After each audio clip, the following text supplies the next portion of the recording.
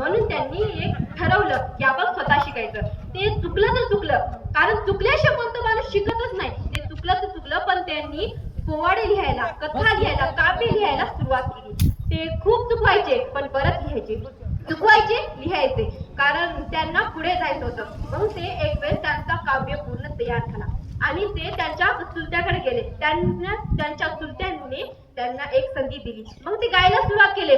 ते एवढं भारी गायले की ते एवढे फेमस झाले की रशियापर्यंत त्यांचं कौतुक करण्यात आलं. ते रशियापर्यंत फेमस झाले. त्यांनी मग काही दिवसानंतर असं ठरवलं, जर आपण फक्त लिहितोय, आता जर आपण काही पुस्तकं काढले तर. मग त्यांनी ते सगळं पुस्तकावर आणलं.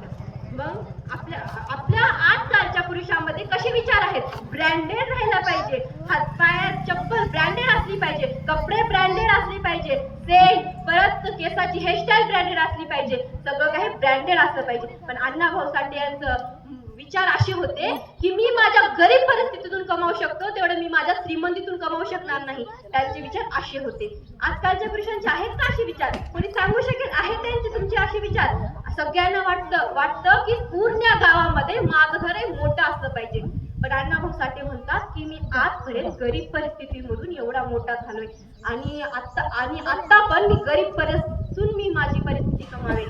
आणि ते सगळेच ते लोक म्हणायचे की भाऊ तुम्ही आमच्यामुळे गरीब परिस्थितीमध्ये नका राहू. तुम्ही आता जर ठरवलं तुम्ही कोणत्या लेवलला जाऊ शकता. पण ते म्हणायचे नाही, मला गरिबीमध्ये खूप आनंद वाटतो, कारण तुम्ही तुमच्या गरिबीमध्ये तुम्ही कसं जगता, पाऊस आल्यावर कसं ते भांडे ठेवता, तुम्ही सगळं कसं करता. पण त्यांना फक्त वापरण्यासाठी एक सत्र होता, कारण ते म्हणायचे की मला गरिबीमध्येच राहायला आवडतं, मला गरीब मध्येच मिसळायला आवडतं.